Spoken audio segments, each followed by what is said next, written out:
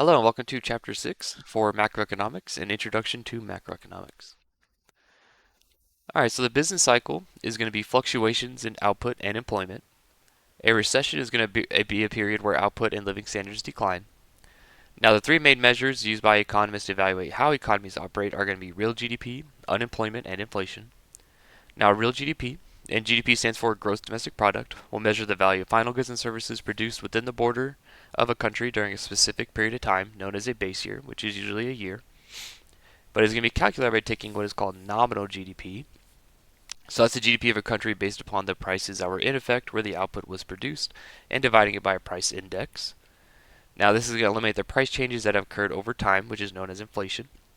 So nominal GDP is usually the current year with the current prices, and relatively we're going to take that compared to prices beforehand of the same products. That way we can see the price difference and the amount of items to see if that we have actually grown as an economy, or if there was just relatively increases in prices. So unemployment. So high rates of unemployment are undesirable because they indicate that a large portion of the workforce is not producing. So the more people that are not working, the more things that can't be produced. So if you're thinking back to that PPC curve, if you don't have everyone working, you technically won't be able to be on your most efficient line of that PPC curve because you have idle resources. Now, unemployment is going to be associated with higher levels of crime, illness, major social problems, greater political unrest, and higher depression rates. Inflation looks at the increases in the overall level of prices. Now, high levels of inflation means that it will cost the average family more to purchase the same goods and services. Now, a year ago, you may have bought 50 items at the grocery store worth $100, but now you may can only buy 45 items. A $100,000 retirement fund in 10 years does not have the same purchasing power as it does today. So, if you had $100,000 today, you'd be able to buy more things than you would in 5 years from now. So relatively a lot of reasons why retirement and stuff you have retirement accounts is because it earns interest, right? So having a retirement account earning interest beats the inflation, right? So that's kind of the whole point. And then getting your retirement account to a point where it can beat inflation is obviously the goal. So question one, high rates of unemployment are undesirable because they. All right, I'll give you a chance to pause this and answer it.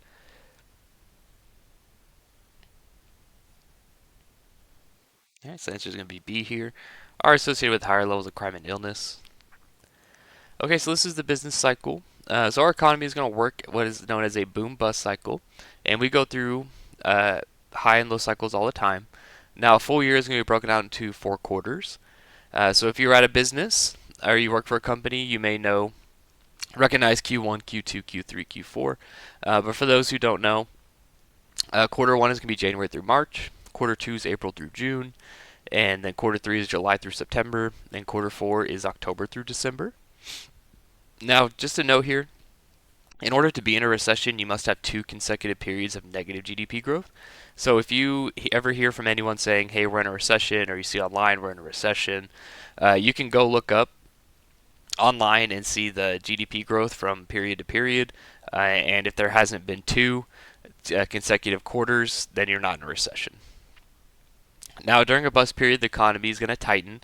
Jobs are lost, inflation's high, and interest rates are high. So that would be right here. So as we start to go down, we are in a recession. Now, during a boom period, the economy eases and inflation and interest rates are low. So that would be here expanding. So looking at this graph, uh, you can see that, right? So we're gonna boom, then we bust, and then we boom, and then we'll go down, and then we'll go up, right? So the whole trend is kind of this wave here. But if you look at this line, the long run, this is the goal.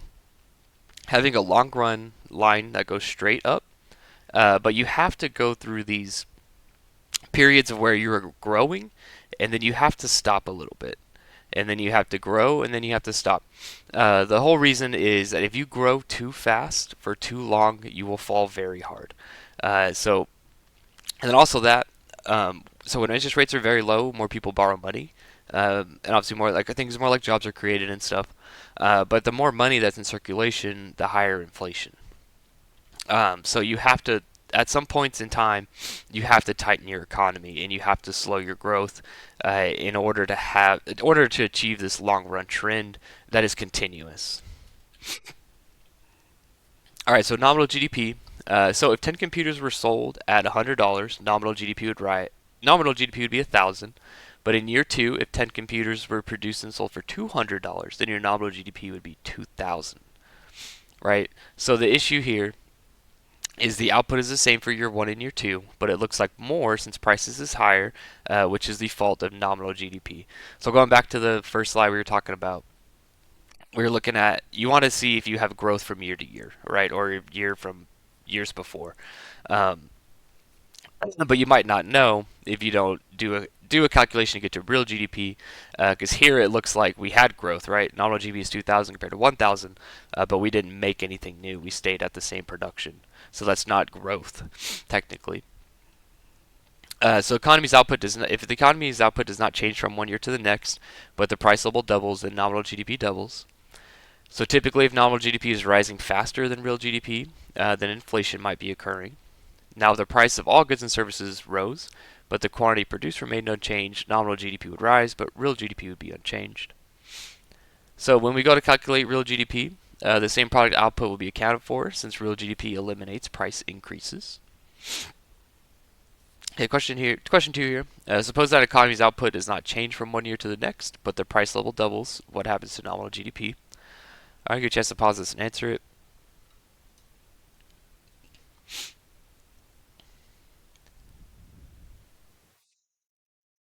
All right, so the answer here will be A. Nominal GDP doubles. And I apologize if you hear me sniffling. I am a little sick. Okay, question three. If nominal GDP is rising faster than real GDP, then inflation must be occurring. I'll give you a chance to pause this and answer it.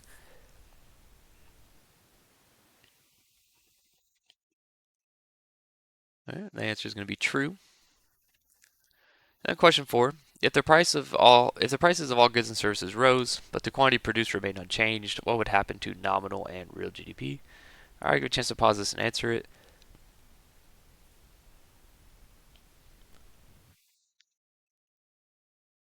The answer will be D. Nominal GDP would rise, but real GDP would be unchanged.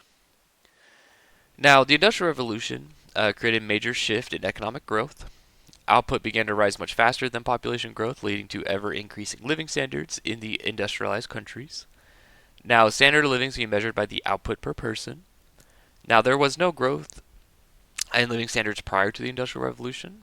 Now, in countries that were not industrialized but rather still relied on agriculture industries, the growth rates tend to be much slower. Now, this led to great differences today in the standard of living of countries. So, this global perspective demonstrates the disparity of GDP that exists in the world today. The citizens of the richest nations have a standard of living more than 50 times higher than the citizens of the poorest countries. Right, so you can see Switzerland here up top, and then followed here by the United States. All right, so when you think about living standards, I mean, you could think about, how you wake up every day. Maybe you go get Starbucks, you go to the grocery store, you drive a car, right? I mean, anything relatively our standard of living is a lot higher than a lot of other countries. But the more that we do, the more that we do, the more we produce, the way we are to increase our standard of living year over year. But prior to the Industrial Revolution, this gap was much narrower as other countries were more equal. But you can know here, like I said, Switzerland had the highest GDP per person among the following countries back in 2020. Okay, question 5. Which of the following countries had the highest GDP per person? Yeah, so that was A, Switzerland. So at the heart of economic growth is the principle to raise standard of living over time. An economy must devote some of its current output to increasing future output. This requires both saving and investment. So saving is when current consumption is less than current output. So people are not spending as much money as what is being put out there. So if there are more products out in the market that people are consuming, then they are obviously saving money. Now this is a trade-off of current for future consumption, right? So back obviously during the COVID time, people were not necessarily spending as much money when they were giving out the stimulus checks. A lot of people saved that money rather than spent it. The whole point of those, in a way, were to start stimulating the economy, obviously, because it was not moving, due to be locked down. But people were scared during that time, so they saved a lot of those rather than spent them, and that's also what kind of led to a lot of inflation as well. But they were scared, right? But obviously, a lot of that was probably going to be used later for future consumption. Now, investment occurs when resources are devoted to increasing future output. All right, so question 6. Investment happens when? All right, you get a chance to pause this and answer it.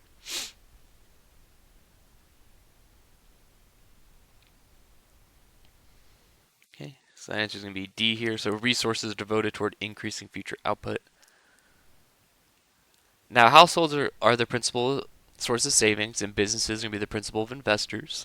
Savings at households are collected by banks, which then lend funds to businesses who can invest in equipment, factories, and other capital goods. Now, in order to increase investment, the economy must increase savings, which creates a trade-off because we want spending to happen, but saving is also just as important. Now, an economic investment is going to be spending funds to increase the economy's capacity output, like factories, wireless networks, and equipment. Now, your financial investments would be like stocks and bonds. Okay, question 7. For an economy to increase investment, it must. I'll give you a chance to pause this and answer it.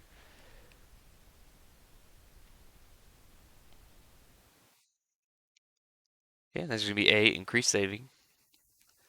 Question 8. The term economic investment refers to money spent purchasing newly created capital goods such as factories and wireless networks.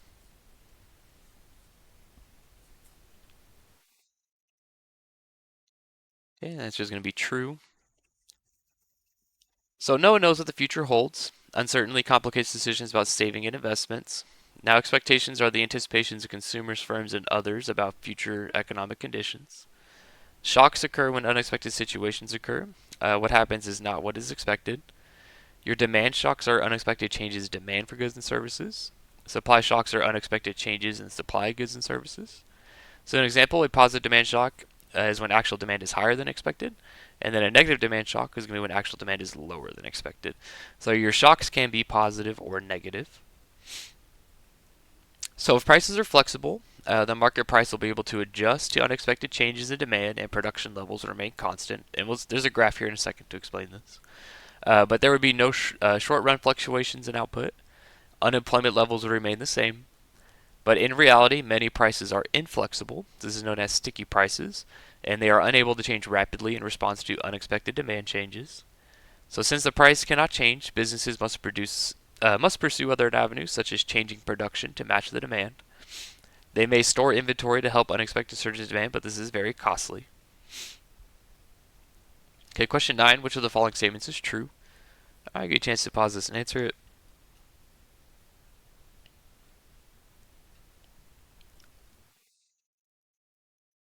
Then it's going to be D. If prices were fully flexible, there would be no short-run economic fluctuations.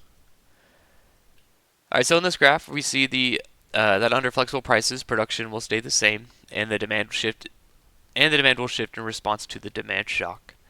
So the price is able to adjust either up or down, depending on positive or negative demand shock.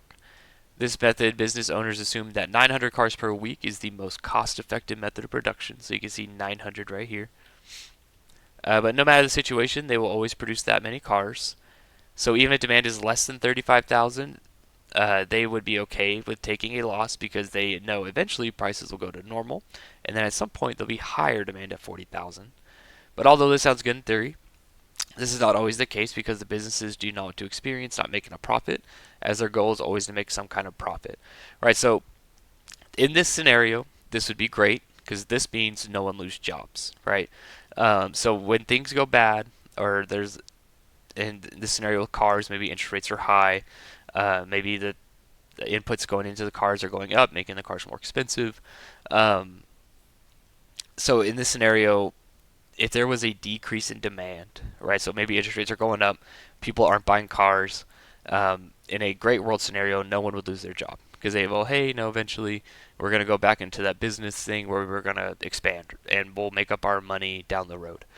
Well, that doesn't happen in the real world, right? So this is what happens in the real world. So in this graph, we see what happens when prices are not flexible. Since the price is fixed, the shift in demand curve causes a change in the units supplied as the price levels with fluctuating output levels. So when the demand shifts downward, the economy will suffer, as firms that make the goods will cut production and lay off workers, which can cause falling GDP and rising unemployment. So in this scenario, the price will not remain fixed, and during down and up periods, the quantity of cars will be adjusted. So during downtimes, the companies will hold on to inventory to sell during uptimes. If the downtime is elongated and inventory is too full, then layoffs will begin to happen. So when times are booming and inventory runs out, more people will be hired, and then eventually it'll go down again, and more people will get laid off, right? So if there is so say interest rates do rise, right, and there's a decrease in demand, you're not going to lower the price. You keep the prices exactly the same.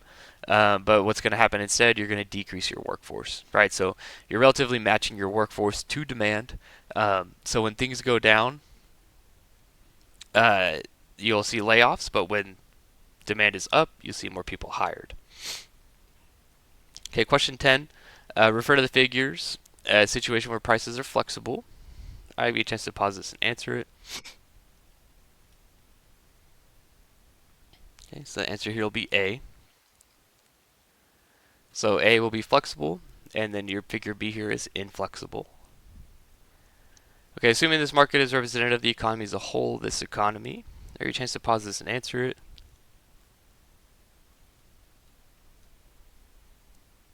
Okay, so the answer here is going to be B. So it faces fluctuating output levels whenever there is a demand shock. All right, so you can see the quantity falls, quantity rise, but price stays the same. Okay, question 12. Suppose a firm is currently producing 500 computers per week and charging a price of $1,000. What happens to the firm's inventory computers if there is a negative demand shock and the prices are inflexible? So we'll take that 1,000, the price of 1,000 divided by the 500 computers. You can see that we get 200 computers a week. Now, a negative demand shock means an increase of 200 computers per week. So your answer here is going to be B. So if you have a negative demand shock, you're going to have an increase in your inventory of 200 computers per week. So how sticky are prices? So while in the long run, all prices can change. In the short run, some prices tend to be sticky, which means they do not change as frequently as others. Now, in the very short run, firms tend to respond to demand shocks by changing quantity. If the price of goods and services were inflexible, then a positive demand shock would lead to an increased real GDP in the short run. Now, the graph on the next slide is going to show the average number of months between price changes in various industries. So relatively, all this is saying is that it's hard to change prices quickly. It's going to take time to change prices, and it's relatively over the long run, not necessarily in the very short or short run period. Okay, question 13. So in the very short run, firms tend to respond to demand shocks by changing their prices. I get a chance to pause this and answer it. Okay, so the answer here will be false. Now, the prices of goods and services were inflexible then. Alright, give me a chance to pause this and answer it.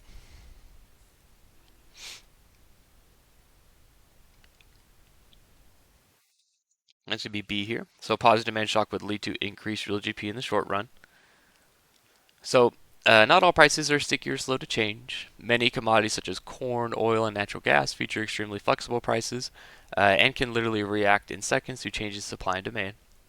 Now, prices for final goods and services consumed by people tend to be quite sticky. Now, the degree of stickiness can be measured by looking at the length of time between the change in the market and the price change in goods and services. So you see that typically service companies will be about 11 months, manufacturing 8, finance 7. Get down here, agriculture can be up to 3. So the range of stickiness of prices can vary, right? So some are quick, but some do take a while. Now, in the long run, all prices are flexible as companies do not have to stick with price policies. Consumers prefer stable prices, and firms want to avoid what is known as a price war.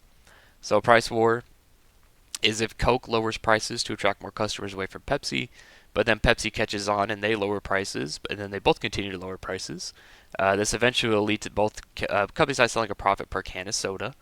So both firms will opt to have just a sticky price and rely on customer loyalty and marketing. So advertising is obviously the biggest name of the game there. But there's relatively no point in going after each other because, as this example states, you eventually just not make any money. So over time, Price stickiness tends to moderate if prices do change. It is only in the very short run that they tend to be completely inflexible. So as time passes, prices are revised, but can be changed suddenly if need be. This insight will be useful as we look at various economic models, such as the aggregate expenditures model or the aggregate demand, aggregate supply model in later chapters. I know these words are kind of big, and we'll get into that later. The word aggregate just means total, so total demand, total supply. But these models help us understand the economy's behavior after demand shocks and how time affects it. Okay, question 15 here. In macroeconomic models, prices are assumed to be completely inflexible in. I'll give you a chance to pause this and answer it. Okay, so the answer here would be A, in the very short run only. Alright, and that's going to be the end of this chapter.